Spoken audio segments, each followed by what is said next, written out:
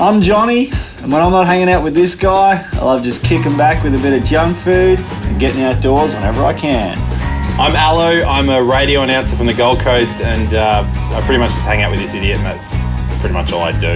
In 2010, we went on the trip of a lifetime to Alaska. We're gonna do it one more time. We're going back to Alaska, baby. Well, that was what we thought until Johnny got glandular fever. 6 weeks before the trip, I get glandular fever. Got a delayed infection in the arm from my IV. The doc said, "You're not going anywhere, mate." So we left him at the airport like any good, respectable person would do. Here's the plan. We go to Vancouver, we hang out for a couple of days, hopefully the doc approves him to come on this trip, and we meet up with him in Alaska. Fingers crossed, because if the doc doesn't approve him, we don't know what we're gonna do. Things weren't exactly going to plan in Canada either. We've been waiting for you for probably 9 hours, yeah. They've obviously let you in the country though. They have let me in. So at the moment we're right to go ahead. We are good to go, we're good to go. We just got our first North American black bear. 3 days into the trip, Johnny is gonna hate it. I kind of felt guilty because Johnny wasn't there. They sent me photos just to make me feel better. If Johnny gets the approval from the doctor and they say yes and we go to Alaska, we're gonna see bears galore in Alaska. There will be bears everywhere. 11 o'clock at night. That's how light it is. At least one half of the Dreamlivers is in Alaska. Hopefully, Johnny can get here soon. We're still trying to figure out if the doctor is going to approve him to get here, so I guess Gimli, our camera guy, is going to be part of the show, but we'll see how we go. So I'm on my way to the specialist for about my 6th doctor's appointment in the last week, hoping for the green light. And if I get the green light, I'm on that plane.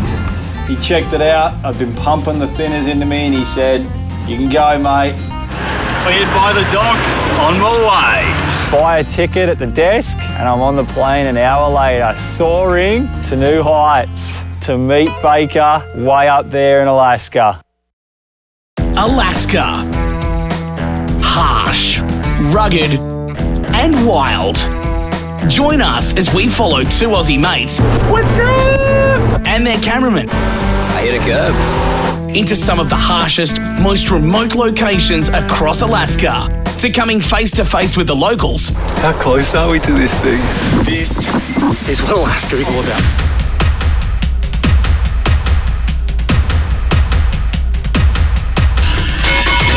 As they thrash and smash their way across the state. We're out. We're out of fuel. Topped off with one of the biggest parties of all. 4th of July in Seward. 4th of July. 4th of July. Yeah! Brace yourself for one hell of a ride. So I get on the plane, I've got blood thinners packed. My arm's still swollen, it's sore, but it's managed. Ladies and gentlemen, we now begin our final descent. As we prepare for landing, please ensure that your seatbelts are fastened and that your seat back entry tables have returned to the upright and locked position. So I got off the plane and first things first. Johnny! And it was like Johnny, Chariots of Fire playing and Johnny walking through the halls.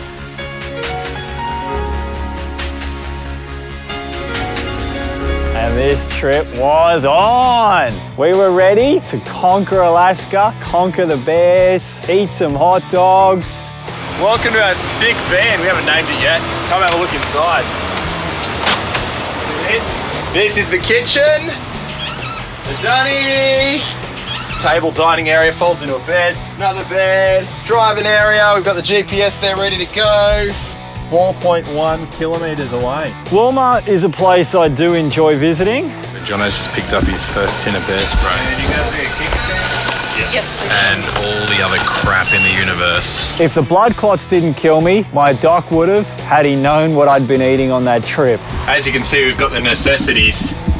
He gave me strict orders, but when I got here and walked into Walmart, I need to confess, his orders went out the window and into the fridge went the donuts, the hot dogs, the chocolate and the Coke.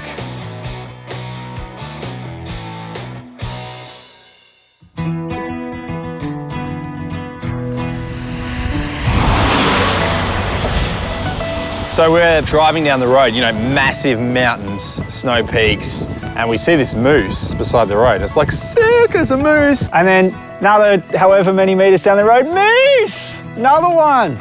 Before you know it, some chick's pulled over. Get up there, there's a black bear on the other corners. No, keep it going, boys, keep it going. It's a black bear just up around the corner. Kim comes running, jumps in the back of the van. That couple just saw a black bear. Thank you. As we're flying up the road, look to the left on a little side patch and we see a lynx running across the road. We drop everything because, of course, when you go to Alaska, you expect to see bears, moose, caribou. No one expects to see a lynx. Finding a lynx is like finding a unicorn. So let me get this straight. Within 200 metres, we've seen 2 moose, a lynx, and people are telling us there's bears. There's a bear in there somewhere. This is my chosen form of protection over this trip. It's a bear bell, and how it works is you attach it to your side, and basically you walk through the woods, rings, so bears hear you from a mile off, doesn't startle them, they don't attack. That's basically how it works. $4 from Walmart. Everyone should have a bear bell. I'd rather bear spray over a dumb bear bell any day. Pretty much pepper spray for bears. If he comes too close, it's gonna get in his eyes, in his mouth, and hopefully make him run. So these people on the other end of the bridge have just said to me that there's a brown bear at this second bridge down here, which is just there. So what we do, this is how it works. It's locked, right? Yeah. That flicks off, bang. Yeah, we want to see animals, we want to see bears, we want to see moose, but I can't stress enough that we were hoping not to use the bear spray. We just wanted to see them from a safe distance. There's actually a grizzly on the trail somewhere, and there's still people riding their pushies, and they've got earplugs in, and they're not making a skerrick of noise. And that is why runners and cyclists have the highest rate of animal attacks in this country. But one of those crucial moments in bear safety where they talk about pay attention to your surroundings. Bears could be anywhere, they could jump out at you at any time, and if you startle them, a bear is gonna jump on you. Now, if we come across him, we don't give him eye contact, we talk calmly, and we back away slowly.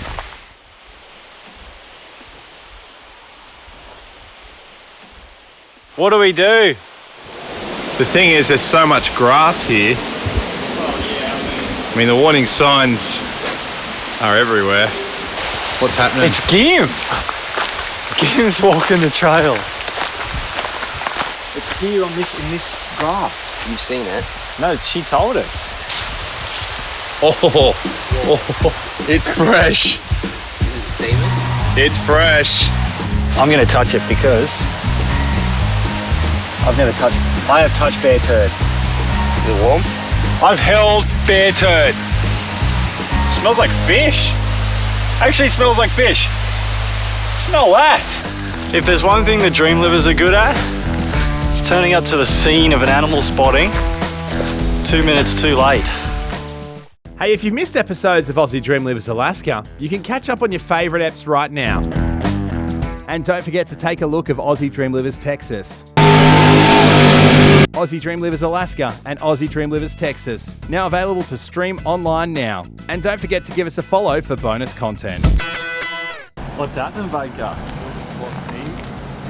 Just going to do an interview with the locals, get on some local radio, tell them about what we're doing. So I want to know what else is on your bucket Yeah, I do list. too. I want to know what's on there. okay, well, we've got a few things. I mean, Everything wild you can think of. That's what we're willing to do. What's some examples, Johnny? What are you doing? Well, we're obviously going to look for grizzly bears. Where are you We've been gonna do told, that? though, that well, everywhere. Okay. Can you tell us where the best place is to find them, though? Yeah, sure. Come on over. We'll throw on the barbecue and put the dog food out on the deck. Literally, wrap yourselves in bacon and take a walk. No joke, remember that comment, because it will be relevant later on in this series.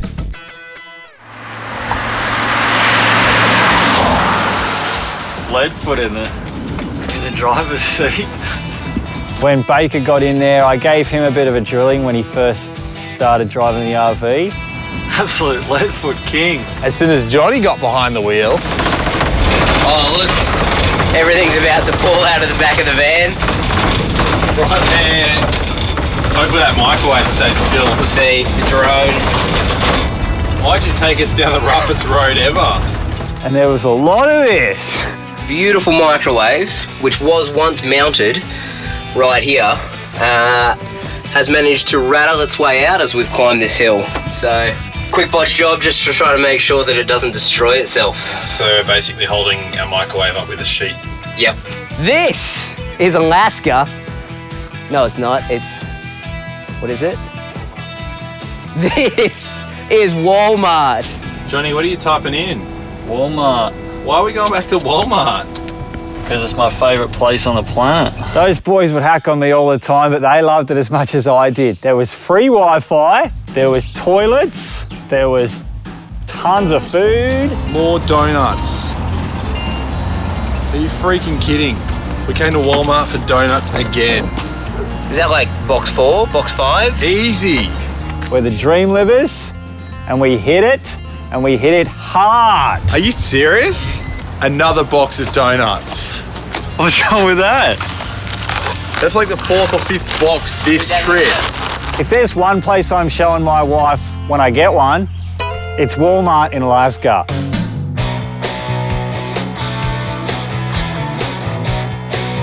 My name is Patrick Rowe. I'm a president of Alaska Extreme Fourwheelers, and this is Martha Tansey. She's a club member. Today we're taking you up Moose Meadows. This is pretty much what we do. So right now it's been raining the last few days off and on, so it's pretty nasty, pretty soupy. We pre-ran the trail on Friday and definitely gonna have some challenges, and we'll definitely be pulling some winch cable. When you say challenges, is this thing gonna be buried in mud? Yeah, we'll probably have a couple moments of buried in mud. Really? Yeah. I'm not gonna lie, because that would be awesome. From the body up, it's all stock. All the motor and everything's stock, but the axles are out of a Ford half-ton and well, obviously the 37-inch boggers and all that. So you've pretty much just customized everything. Oh yeah, and that's kind of the way it is out here. You can try to run stock rigs, but it doesn't take too long till things start breaking and falling apart all around you, and you guys are upgrading, and as you upgrade, more parts break, so you end up making things stronger and tougher. And this is how we end up like this.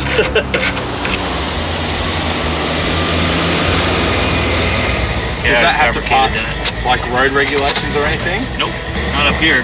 Some states you do. All right, let's do this.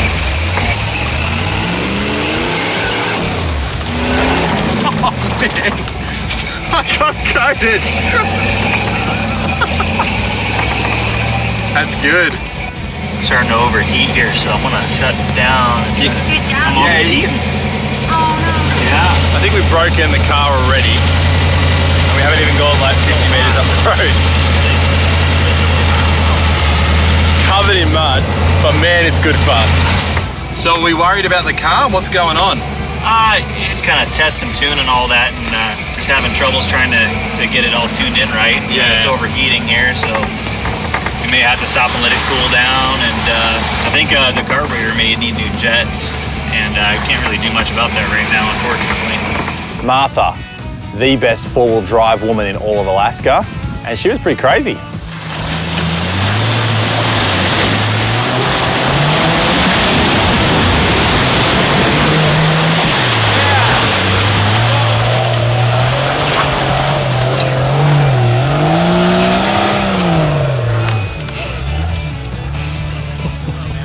Oh my goodness. That's what four-wheel driving in Alaska is all about. That's killer. So this is why you're the best female 4x4 in all of Alaska, right? I think we believe so. There's a lot of good ones out there, probably. Oh yeah!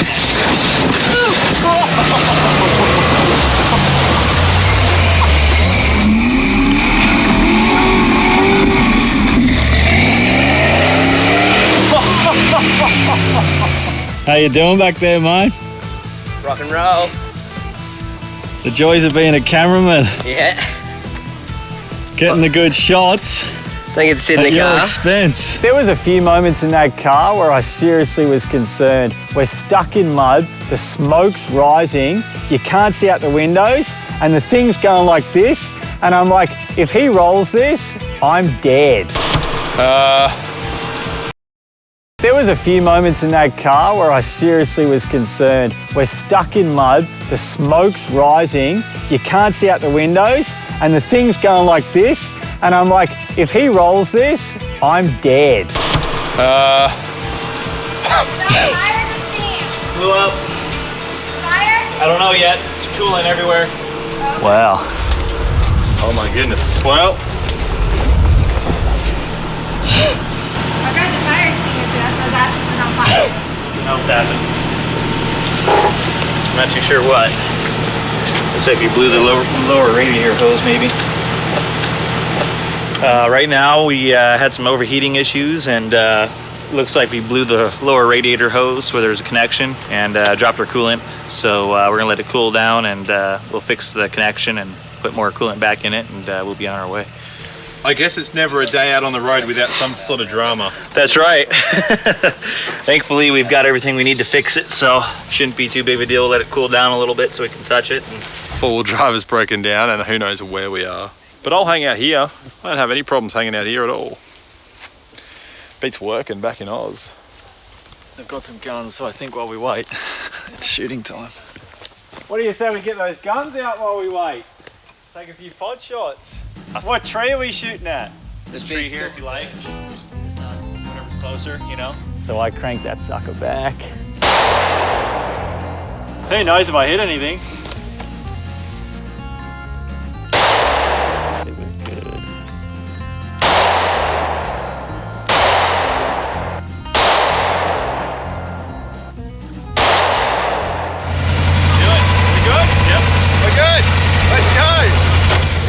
So what's your plan? Hard and fast? Pretty much. Yeah. Holy crap. Look how deep that rut is.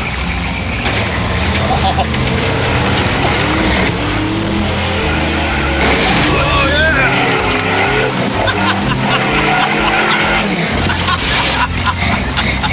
Oh my goodness. Well, I'll give that one to you.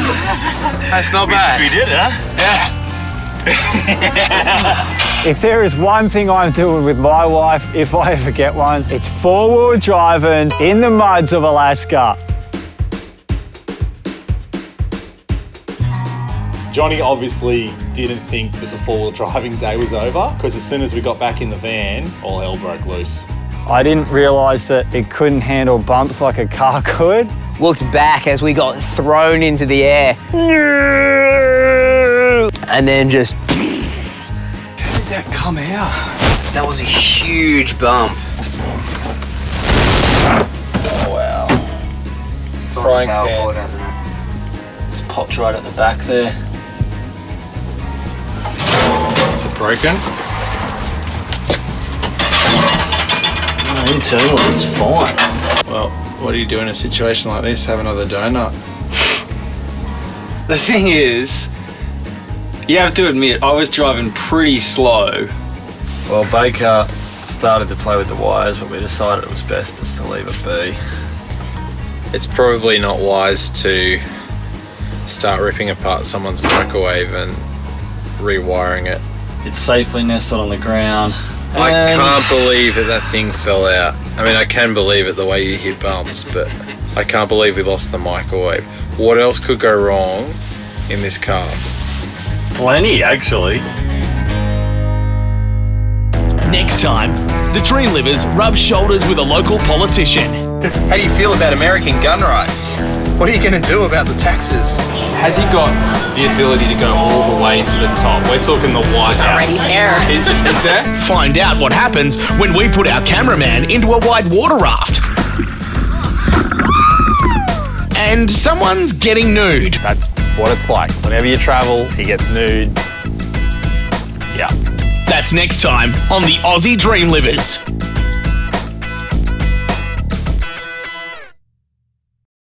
Yes. And this is how not to fly a drone.